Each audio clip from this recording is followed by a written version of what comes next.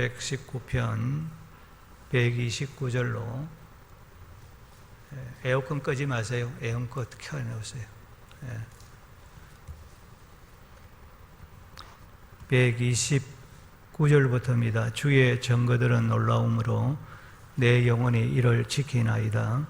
주의 말씀을 열면 빛이 비치어 우둔한 사람들을 깨닫게 하나이다. 내가 주의 계명들을 사모함으로 내가 입을 열고 헐떡였나이다. 주의 이름을 사랑하는 자들에게 베푸시던 대로 내게 돌이키사 내게 은혜를 베푸소서. 나의 발걸음을 주의 말씀에 굳게 세우시고 어떤 죄악도 나를 주관하지 못하게 하소서. 사람의 박해에서 나를 구원하소서. 그리하시면 내가 주의 법도들을 지키리이다. 주의 얼굴을 주의 종에게 비추시고 주의 율례로 나를 가르치소서. 그들이 주의 법을 지키지 아니하므로 내 눈물이 시냇물같이 흘러나이다. 아멘. 시편 119편의 말씀은 하나님의 말씀이 우리에게 주시는 은혜가 무엇인가, 또한 하나님의 말씀을 통하여 우리가 어떤 은혜를 받을 수 있는가, 여기에 대하여 기록하고 있는 말씀입니다. 다시 말하면 하나님의 말씀에 대하여 찬양하고 있는 내용이 시편 119편의 말씀인 것입니다. 본 시편을 기록한 시인은 하나님의 말씀을 가리켜서 주의 증거들이라 그렇게 말씀했습니다. 여러분, 증거가 무엇입니까? 증거라고 하는 것은 없는 것을 있다고 말하는 것이 아니라 역사 속에서, 우리의 시간 속에서, 우리가 살아가는 생활 속에서 일어났던 사실을 말하고 그것을 증명하는 것을 증거라 그렇게 말하는 것입니다. 그렇습니다. 성경은 모두 사실을 말하고 증명해 주는 하나님의 말씀인 것입니다. 하나님의 말씀의 시작인 창세기 1장 1절을 보면 태초에 하나님이 천지를 창조하시니라. 천지 창조부터 시작이 되어집니다. 이 천지 창조는 사람이 만들어낸, 그런 사람이 조작해낸 신화가 아니라는 것이죠. 노아 홍수의 사건이라든지 출애굽의 사건이라든지 홍해가 갈라진 사건이라든지 난공불락의 여리고성이 함락된 사건, 소돔 고모라의 사건, 예수님께서 십자가에 달려 죽으심과 사흘 만에 사탄의 권세를 이기시고 다시 살아나신 부활의 사건이라든지 하늘로 승천한 사건이라든지 사람들이 복음 되신 예수님을 믿을 때에 변화를 받았다, 새 사람이 되었다, 말씀대로 순종했더니 복을 받았다, 말씀대로 순종했더니 고침을 받았다, 물이 변해서 포도주가 되었더라, 말씀에 순종했더니 이제 문둥병이 깨끗하게 나았더라 라고 하는 이러한 모든 것들의 내용은 모두 다 역사 속에서 일어난 사실을 기록한 하나님의 말씀인 것입니다. 그래서 성경은 논문이 아닙니다. 여러분, 논문이면 우리가 읽어보고 이것은 옳고 저것은 그렇다라고 우리가 판단하겠지만은 성경은 논문이 아니기 때문에 우리 인간이 성경을 판단하면 되지 않는다는 것입니다. 성경은 창조와 구원과 심판의 모든 사실과 인간의 잘못한 것, 실수하여 넘어진 것, 하나님의 말씀 순종해서 복을 받은 것, 하나님의 말씀을 거역하고 대적하여 실패한 것, 믿음으로 승리한 것 등 모두가 다 그대로 있는 그대로 이르는 사건 그대로 정확하게 기록한 하나님의 증거인 줄로 믿습니다. 예수님께서 마태복음 5장 17절에서 진실로 너희에게 이르노니 천지가 없어지기 전에는 율법의 1.1획도, 성경에 기록된 하나님의 말씀의 1.1획도 결코 없어지지 아니하고 다 이루리라고 말씀하였습니다. 그러므로 우리가 성경에 기록된 말씀을 읽을 때나 들을 때 적당하게 받아들이면 안 된다라는 것입니다. 내 생각 가지고 적당하게 이것은 내가 받아들이고 저것은 내가 받아들이지 않는다, 그런 식으로 말씀을 받으면 안 된다. 절대로 의심하지 말고 있는 기록된 말씀 그대로 믿고 받아야 하는 것입니다. 그래서 하나님의 말씀은 놀라움으로, 하나님의 말씀은 놀라운 말씀입니다, 그렇게 말씀하고 있는 것입니다. 여기에 놀랍다, 놀라움으로라는 말은 놀랍고 신기하다, 기적이다 라는 말씀인 것입니다. 하나님의 말씀 즉 성경에는 너무나도 정확하게 인생들의 잘못 그리고 은혜로 회복될 때의 아름다운 것, 훌륭한 점도, 실수한 것도, 넘어진 것도, 누추함도 전혀 왜곡하지 아니하고 사실 그대로 기록했다는 말씀입니다. 여러분, 우리의 사람의 그 뭐라고 그럽니까? 그의 삶을 여러분 기록한 책들을 보면 전부 다 미화하고 없는 것도 있는 것, 그리고 있는 것도 없는 것 싹 뽑아버리고 그렇게 미화해서 여러분 책을 내지 않습니까? 성경은 그런 책이 아니라는 거예요.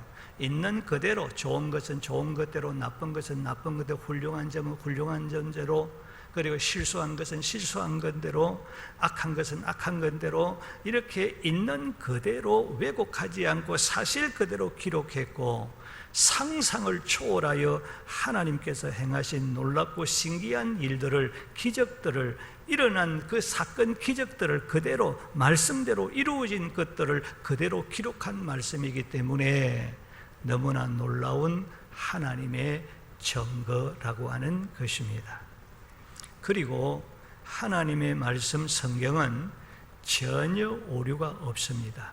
그래서 성경에 기록된 말씀은 어떤 것에도 영향을 받지 않습니다. 온 세계가 다 일어서서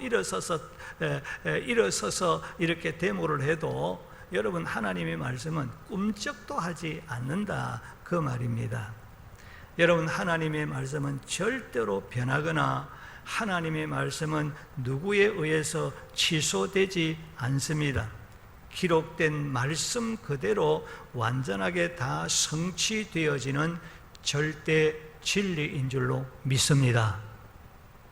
그러므로 우리가 하나님의 말씀을 읽고 듣고 받을 때 순수한 마음으로, 어린아이와 같이 순수하고 깨끗한 마음으로 말씀을 읽고 듣고 받아야 합니다. 여기에 이상한 나의 말을 붙이거나 그리고 내 마음대로 해석해서는 되지를 않습니다. 다시 말하면 우리가 성경을 읽고 듣고 그리고 말씀을 받을 때 성경은 그렇게 말하지만은 나는 그렇게 생각하지 않는다는 그런 생각을 가지고 성경을 읽는다든지 하나님의 말씀을 듣는다든지 받아서는 안 된다, 그 말입니다. 이런 생각과 이런 말이 사람들에게는 야, 그 사람 좀 배한 사람이네, 좀 지식이 있는 사람이네, 그 사람 좀 똑똑한 사람처럼 보이고, 그리고 사람들에게는 그런 말이 통할지 모르지만은 하나님이 그 사람을 보실 때는 가장 미련하고 어리석은 사람이라 그렇게 말하는 것입니다. 왜냐하면 앞서 언급한 것과 같이 하나님의 말씀 성경은 누구에게도 영향을 받지 않습니다. 내가 그렇게 말한다고 해서 성경이 그렇게 되어지는 것이 아닙니다. 내 영향을 받아서 그렇게 변질되어지는 것이 아니고 변하는 것이 아닙니다. 내 영향을 받아서 성경이 이 말씀을 쏙 뽑아버리고 그렇게 내 생각이 그 말씀에 내가 들어가는 그런 말씀이 아닙니다. 그런 말씀 같으면 나도 안 믿겠습니다. 나 목사 노릇 안 하겠습니다. 목사 이게 지금 내놓겠습니다. 어떤 것에도 하나님의 말씀은 영향을 받지 않는 줄로 믿습니다. 아무리 정부에서 이렇게 때리쳐도 예배는 변하지 않는 줄로 믿습니다.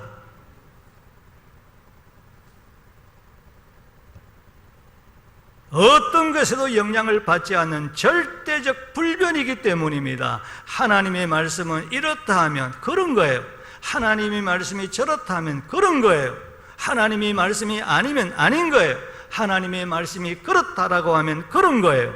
그런데 우리가 그렇지만은, 말씀은 그렇지만은 하면서 다른 소리를 하는 것은 내가 창조주 하나님보다 내 머리가 더 좋다라고 하는 엄청난 교만이요, 엄청난 완악이라고 말할 수 있습니다. 아르메니아를 기독교 국가로 만들고 정교회의 창시자, 정교회라는 말은 정통적인 사도의 대를 이은 정통적인 교회라는 말입니다. 그것이 정교회라 그렇게 말합니다. 사실은 여러분, 정교회가 굉장히 사실은 보수적입니다. 조금 변질된 부분도 있지만은 정교회는 정말 성경적으로 예배드리는 그런 정말 보수적인 교회가 정교회입니다. 이런 정교의 창시자인 성 그레고리는 성경 말씀을 가르쳐서 성경 말씀은 하나님의 마음이고 하나님의 영이라 그렇게 했습니다. 정말 옳은 말입니다. 여러분, 성경은 하나님의 마음을 담은 하나님의 말씀이고 성경은 하나님의 영으로 기록한 하나님의 말씀인 줄로 믿습니다. 그리고 성경은 신령한 지식의 권은지이며 신앙의 강단이자 모델이다. 하나님의 말씀 속에는 우리가 믿어야 하는 것들과 실천해야 하는 것들이 다 포함되어 있다. 그것은 구원에 이르는 지혜를 얻게 하며 우리를 하늘로 인도해주는 북극성이다. 성경은 우리의 의지를 안내해주는 나침반이며 그리스도의 값진 보화가 숨겨진 밭이다. 성경은 하나님의 영광을 밝혀보게 하는 영적 안경이며 상한 심령을 치유하는 만병통치약이다 라고 했습니다. 루터는 말씀을 제거하는 것은 우리에게 태양을 제거하는 것과 같다 그렇게 말씀하고 있습니다. 여러분, 이 세상에 태양이 없으면 우리는 어떻게 되겠습니까? 이 세상에 존재하는 것이 아무것도 없을 겁니다. 하나님의 말씀이 있기 때문에 이 온 세상이 존재하고 있고 하나님의 말씀이 있기 때문에 우리가 존재하여 그 말씀의 태양의 영적인 태양의 빛을 받아서 건강을 유지하면서 하나님을 섬기고 살아갈 수 있는 줄로 믿습니다. 성경은 이런 것이란 말씀에 그렇습니다. 사람은 북극성과 나침반과 같은 하나님의 말씀의 인도하심을 받아야만 구원을 얻습니다. 하나님의 말씀의 인도함을 받아야 우리가 죄를 짓지 않습니다. 죄악이 나를 주장하지를 못합니다. 하나님의 말씀의 인도함을 받을 때 박해와 억압에서 구원을 얻을 수 있고 하나님의 말씀의 인도함을 받을 때 믿음으로 하나님을 기쁘시게 할 수가 있고 하나님의 말씀의 인도를 받을 때에 하나님의 백성답게 이 땅에서 성결하게 거룩한 삶을 지속적으로 살아갈 수가 있는 것입니다. 하나님의 말씀의 인도함을 받을 때 하나님의 뜻이 무엇인가 이해하고 깨닫고 하나님의 뜻을 이루는 삶을 살아갈 수가 있고 하나님의 말씀의 인도함을 받을 때 하나님의 선하심을 맛보고 안전하고 평안하고 행복한 삶을 살아갈 수 있게 되는 것입니다. 그래서 시인은 하나님의 말씀을 가르쳐 주의 말씀을 열면 빛이 비추어 어두운 사람을 깨닫게 하나이다 라고 고백했습니다. 여기 주의 말씀을 열면이라고 하는 이 말은 마음 및 말씀의 문이 열리면 하나님께서 말씀의 문을 열어주시면이라고 하는 뜻인 것입니다. 그러니까 하나님께서 말씀을 읽고 말씀을 듣는 오늘 저와 여러분에게 말씀의 문을 열어주시면, 하나님께서 말씀의 문을 열어주실 때에 우둔한 우리의 심령에, 어리석은 우리의 심령에 성령의 빛을 비추어서 말씀의 진정한 의미가 무엇인가, 오늘 이 말씀을 내가 듣고 있는데 듣고 있는 이 말씀의 진정한 의미가 무엇인가, 왜 이 말씀을 하나님께서 나로 하여금 듣게 하시는지 그것을 이해하게 되어지고 그 말씀을 깨닫고 그 말씀을 믿음으로 받아들이고 순종하게 된다는 말씀인 것입니다. 누가복음 24장을 보면 부활하신 예수님께서 제자들의 마음을 열어 그랬습니다. 제자들의 마음을 열어 깨닫게 하심으로 그렇게 말하고 있습니다. 성경에서 예수님께서 십자가에 달려 죽으실 것과 죽으신 예수님께서 사흘 만에 사망의 권세를 이기시고 다시 살아나실 것과, 그리고는 제자들이 예수 그리스도를 구주로 믿으면 죄사함을 받고 영생과 구원을 얻는다라고 하는 이 사자의 복음을 모든 민족에게 전파할 증인이 될 것이라고 이미 예언했습니다. 그런데 예수님께서 제자들의 마음의 문을 열어주시고 깨닫게 해주심으로 그 성경에 기록되어졌던 이 예수님의 십자가의 죽으심과 부활과 제자들이 앞으로 이 복음을 전가하는 증인이 될 것이라고 하는 그 예언의 말씀을 비로소 믿게 되었더라, 그렇게 말하고 있습니다. 하나님께서 저와 여러분의 마음에 말씀의 문을 열어주실 때만이 우리가 말씀을 바르게 이해하고 깨닫고 믿게 될 줄로 믿습니다. 그래서 우리는 말씀을 읽을 때나 말씀을 들을 때나 우리가 하나님 앞에 기도해야 될 부분이 있습니다. 주여, 내 마음의 문을 열어 주시옵소서, 말씀의 문을 열어 주시옵소서. 그렇게 기도하고 하나님의 말씀을 읽고 하나님의 말씀을 대하고 하나님의 말씀을 들어야 할 줄로 믿습니다. 그렇습니다. 하나님께서 우리에게 말씀의 문을 열어주실 때에 성령의 감동으로 성경에 기록된 오묘한 하나님의 계획, 하나님의 섭리, 하나님의 뜻, 하나님께서 행하신 그 놀라운 기적들, 그리고 옳고 그름이 무엇인지 거짓과 진리가 무엇인지를 바르게 깨달을 수가 있고 믿음으로 순종할 수가 있고 생명과 평안과 축복을 얻게 되어진다는 말씀인 것입니다. 그러면 하나님은 누구에게, 어떤 사람에게 말씀의 문을 열어주십니까? 고린도전서 2장 10절로 13절을 보면 성령은 모든 것 곧 하나님의 깊은 것까지도 통달하시느니라. 하나님의 일도 하나님의 영 외에는 아무도 알지 못하느니라. 우리가 하나님으로부터 온 영을 받았으니 이는 우리로 하여금 하나님께서 우리에게 은혜로 주신 것들을 알게 하려 하심이라고 말씀했습니다. 여러분, 성령님은 어떤 분이십니까? 성령님은 하나님의 깊은 마음, 하나님께서 약속하신 말씀과 그 뜻, 하나님의 섭리, 하나님의 계획, 하나님의 통치, 하나님의 모든 사정을 모르는 것이 하나도 없이 다 아시는 분이시다, 통달하고 계시는 분이시다, 그렇게 말씀하고 있습니다.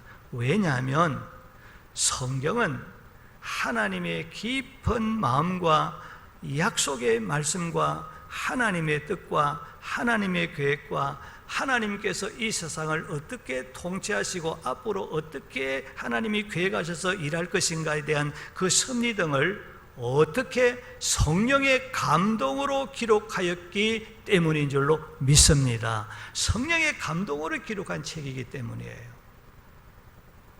따라서 하나님께서 우리에게 성령을 부어주시고 하나님께서 우리에게 성령으로 충만하라고 명령하신 것은 성령으로 말미암아 말씀의 문이 열려서 성령의 역사로 말미암아 오늘 우리의 마음의 문이 열리고 말씀의 문이 열려서 하나님의 말씀을 바르게 이해하고 정확하게 깨닫게 하시며 그리고 깨달은 말씀, 빠르게 이해한 그 말씀을 사모하는 마음으로 순종하며 살게 하려는 데 그 목적이 있다고 말씀하고 있는 것입니다.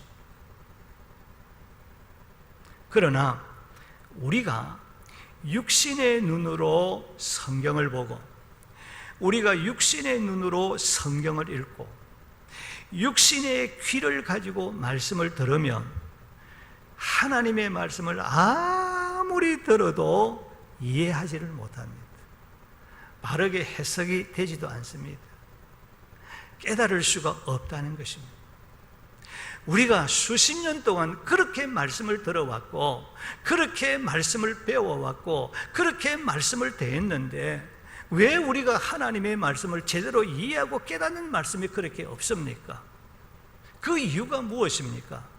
육신의 눈으로 말씀을 읽고 육신의 눈으로 말씀을 읽고 육신의 귀로 말씀을 듣기 때문에 말씀을 그렇게 들어도 이해가 안 되고 깨닫지 못하고 말씀을 따라 순종하는 삶이 없다는 것이죠. 변화가 없다는 것이죠.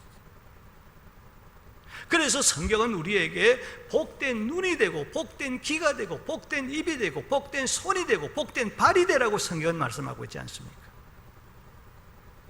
어떻게 우리의 눈이 복된 눈이 되고 복된 입이 되고 복된 귀가 될 수 있습니까?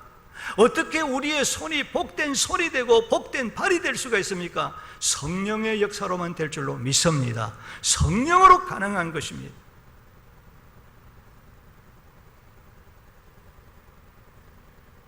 그래서 우리가 육신의 눈으로 육신의 귀로 말씀을 듣기 때문에 말씀을 들으면 이해가 되지 않고 깨달아지지 아니하니까 말씀이 부담스러운 거예요. 주의를 거룩하게 지키라. 야, 목사님 오늘 이런 가운데 어떻게 주의를 지킬 수가 있습니까? 예배 생활을 바르게 하시죠. 기도하시죠.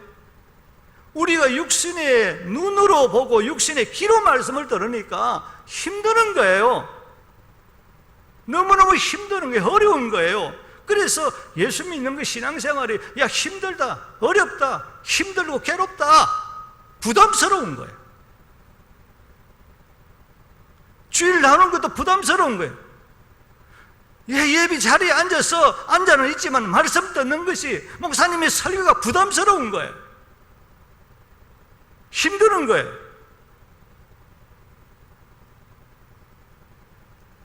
그러나 우리가 열심히 기도하고 성령의 눈으로 말씀을 읽고 성령의 눈으로 말씀을 들으면 성령의 귀로 하나님의 말씀을 들으면 아무리 우둔한 미련 사람이라 할지라도 그 말씀을 바르게 이해하고 깨닫는다는 말씀이에요. 여러분, 아무것도 모르는 일자무식군 할머니 할아버들이 큰 말씀을 듣고 깨달아가지고 기쁘고 감사합니다. 전에 있던 우리 교장 선생님 그분 아직에 제가 기억이 납니다. 이제 설교 마치고 또 목사님 오늘 목사님 말씀 듣고 깨달았습니다. 목사님 말씀 듣는데 눈물이 나서 제가 죽을 뻔했습니다. 왜 그렇게 다른 사람은 냉랭한데 왜 그분은 그렇게 말씀을 들었고 이해가 되어지고 깨닫고 큰 눈물이 난다고 말할까요? 성령으로 말씀을 들었기 때문에 복된 귀가 되었기 때문에 그런 거예요. 제가 그분이 지금 살아있는지 돌아가신지 잘 모르겠습니다만 참 보고 싶어요. 참 집에 가면 지극정석으로 마치 하나님이 오는 것처럼 제발 그렇게 하지 마십시오. 아무리 해도 안 되는 거예요. 그렇게 하고 싶어서 안 되겠다는 거예요.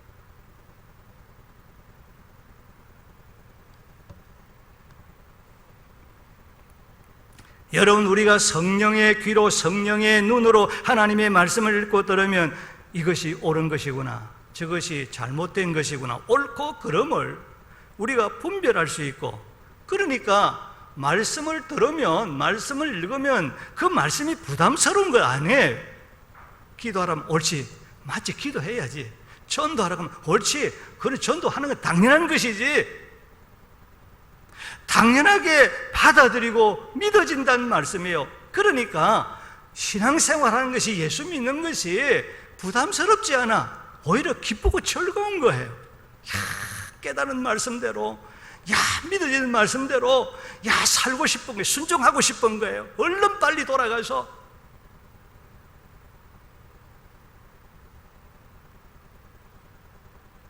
그러므로 시인은 본문 131절에서 내가 주의 계명들을 사모함으로 내가 입을 열고 헐떡였나이다라고 고백했습니다. 시인은 하나님의 말씀대로 순종하려고 마치 목마른 사슴이 헐떡거리며 시냇물을 갈망하는 것과 같이, 농부가 불볕더 위에서 심한 갈증을 느끼고 시원한 물을 갈망하는 것과 같이, 하나님, 내가 이 말씀, 깨달은 이 말씀을 빨리 돌아가서 그 말씀대로 살고 싶습니다, 순종하고 싶어하는 그런 그리워하며 소망을 했다는 거예요. 내가 이 말씀대로 순종하면 어떻게 하나님이 역사하시고 어떻게 축복해 주실까, 어떤 은혜를 베풀어 주실까, 그런 열망과 소망을 가졌다는 거예요. 그리해서 시인은 129절에서 내 영혼이 주의 말씀을 지키나이다 라고 했고, 134절에서는 내가 주의 법도를 지키리이다 라고 말씀했습니다. 시인은 자신이 극한 고난과 핍박을 당하는 그런 처지, 그런 어려움이 있을지라도 하나님의 말씀을 잊지 않았습니다. 나를 깨닫게 하시는 그 하나님의 말씀, 그 능력 있는 그 하나님의 이 말씀을 내가 잊지 아니하고 하나님의 말씀을 벗어나지 아니했고, 고난과 시련 가운데서도 하나님의 말씀을 멀리하지 아니했습니다. 깨닫는 말씀대로 하나님이 나를 이해시키시고 믿게 하신 그 말씀대로 살아가는 일에 내가 온 마음을 거기에 쏟아부었습니다.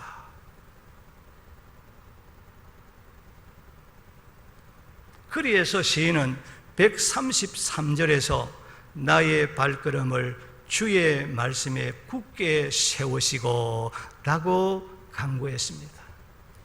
여러분 한번 따라합시다. 나의 발걸음을 주의 말씀에 굳게 세우소서. 나의 발걸음을 주의 말씀에 굳게 세워 주시옵소서라고 강구했습니다.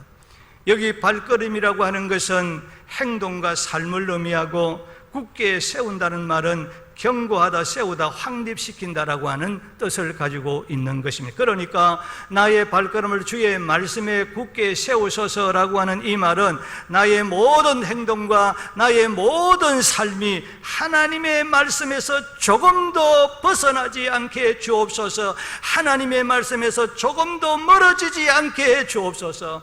내가 어떤 어려움이 있을지라도, 어떤 시험을 당하고 어떤 고난에 있을지라도 하나님 말씀 잊지 아니하고 하나님의 말씀을 늘 기억하고 하나님 말씀에 벗어나지 않고 멀리하지 않고 하나님의 말씀 중심의 삶을 살아가게 해 주시옵소서라는 고백인 것입니다.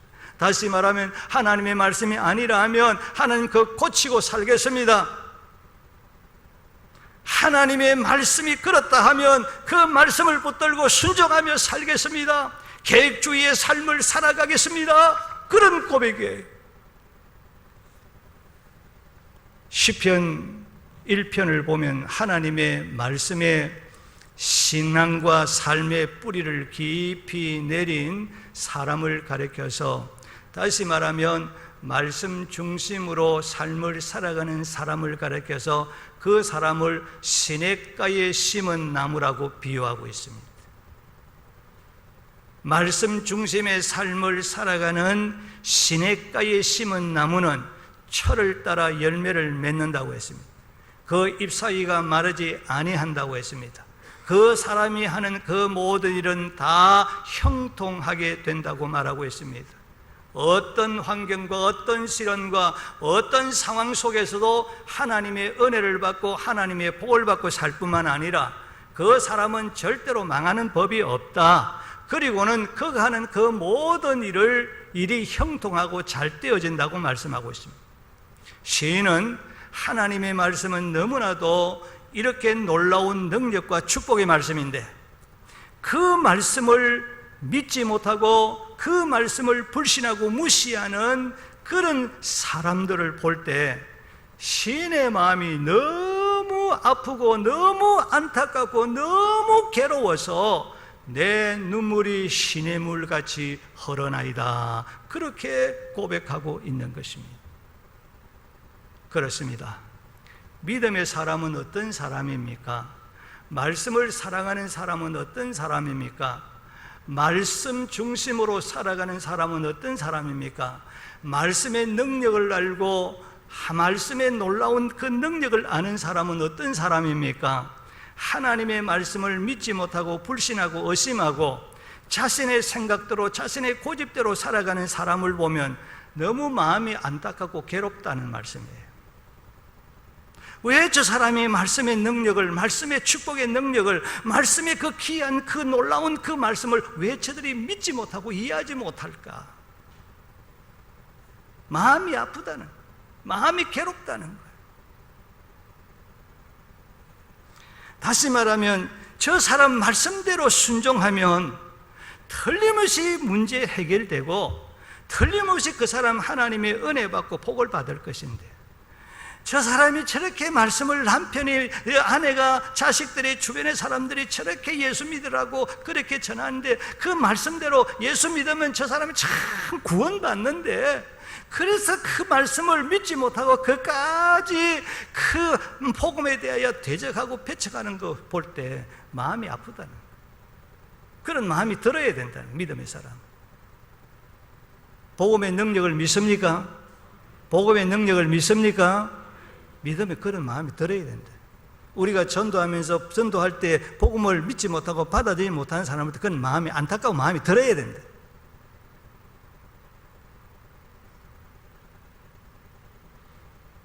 그런데 이렇게 우리가 하나님의 그 말씀을 믿지 못하고 불신하고 자기 욕심대로 자기 고집대로 살아가는 사람을 볼 때, 그래서 하나님의 은혜와 복을 놓치고 살아가는 사람을 볼 때 안타깝고 괴로워한다는 것입니다. 믿음의 사람은 불순종으로 실패하는 성도를 보면 안타까운 마음으로 그 사람을 위해서 기도하는 마음이 생긴다는 거예요. 그러면 성경에서 믿음의 사람에게 있어서 기쁨이 무엇입니까? 여러분, 하나님의 백성들에게 있어서 진정한 기쁨이, 즐거움이 무엇입니까?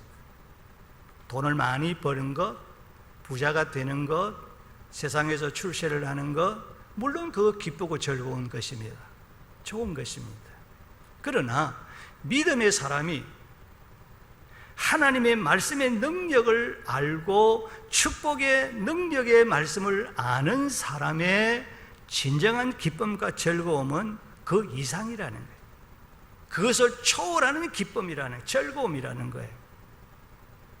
요한삼서 1장 3절과 4절을 보면 형제들이 와서 내게 있는 진리를 증언하되 네가 진리 안에서 행한다 하니 내가 심히 기뻐하노라. 내가 내 자녀들이 진리 안에서 행한다 함을 듣는 것보다 더 기쁜 일이 없도다 라고 했습니다. 하나님의 백성들이, 성도들이 하나님의 말씀을 순종하며 살아간다. 목사의 설교를 듣고 가르침을 듣고, 그래서 자신의 잘못을 이제는 모든 것 정리를 하고 뉘우치고 하나님의 말씀을 따라 열심히 삶을, 믿음을 지키고 삶을 살아간다. 저 사람이 아무개의 전도를 받고 내 전도를 받고 누구의 전도를 받고 저 사람이 예수 믿어서 구원을 받았단다. 구원을 받고 저 사람이 새 사람이 되었단다. 말씀대로 살려고 저렇게 이렇게 살아가고 있단다. 그 이야기를 듣고 그 모습을 볼 때 세상에 어떤 것이 줄 수 없는, 세상에 어떤 것이 가져올 수 없는 기쁨과 즐거움입니다. 우리에게는 그런 기쁨과 즐거움이 진짜 기쁨과 즐거움이라는, 목회자의 기쁨과 보람이 어디 있습니까? 여러분들이 말씀을 듣고 변화가 되어지고 말씀대로 순종하는 삶을 살아가는 그 모습을 볼 때, 그것이 목회자의 보람이고, 그것이 목회자의 행복이고, 그것이 목회자의 기쁨인 거예요.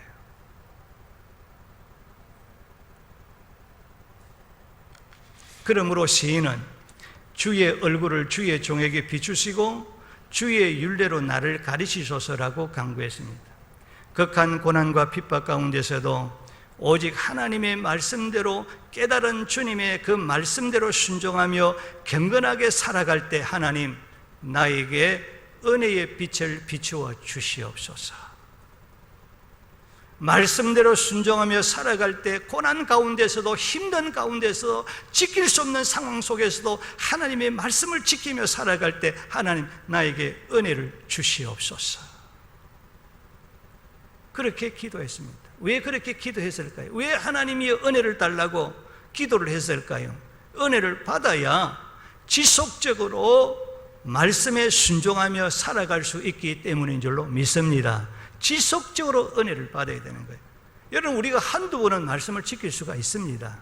그러나 우리는 하나님의 말씀을 지속적으로 주님이 오실 때까지 말씀에 순종하며 살아야 할 줄로 믿습니다. 그런 삶은 어떻게 이루어지냐? 지속적으로 은혜를 받아야 가능합니다. 신앙생활은 내 힘으로, 내 능력으로 하는 것이 아닙니다. 그리스도인들의 삶은 내 능력으로 살아가는 것이 아닙니다.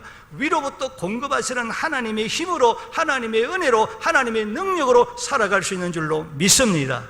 그래서 이 시인은 내가 지금 엄청난 고난과 핍박과 고통 속에 있습니다. 내가 인간적으로 생각하면 하나님 비록 말씀을 깨달았지만은 그 말씀대로 순종하며 살아갈 수 있는 그런 상황이 아닙니다.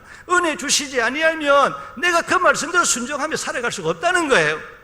그러므로 하나님, 내가 이런 가운데서도 말씀을 따라서 말씀 중심으로 삶을 살려고 노력하는, 말씀이 아니면 고치고 말씀이 길하면 그대로 삶을 살아가겠다라고 하는 내 중심을 보시고 하나님, 나에게 은혜를 주시옵소서. 지속적으로 은혜를 주셔야 감당할 수 있다는 거예요. 여러분, 우리가 오늘의 이런 현실 속에서 여러분, 우리는 한두 번은 이렇게 우리가 모여서 예배 드릴 수 있습니다. 지속적으로 우리가 이것이 계속되어진다면 우리 힘으로는 지속적으로 이 예배를 지키며 신앙을 지키며 살아갈 수가 없습니다. 지속적으로 위에서 공급하시는 하나님의 은혜가 있어야 할 줄로 믿습니다. 지속적으로 하나님의 은혜를 받아야 할 줄로 믿습니다.